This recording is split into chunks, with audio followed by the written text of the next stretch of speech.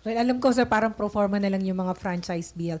Pero, meron ba dong at least provision or assurance na in case they fail to do that, yung ensure na yung commitment nila to minimize? Definitely. Kasi yung franchise law cannot somehow baliwalain yung existing laws, di ba? And everything that, every law that we have in this country, hindi po pwede na sumalungat yun unless babanggitin mismo doon sa provision ng prangkisa na exempted sila doon sa isang existing law.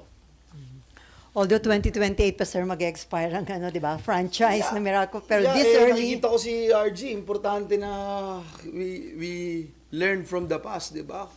Kasi yung mismong Dapat maaga. yung mismong prangkisa din ng Meralco at this point in time, the current franchise states na yung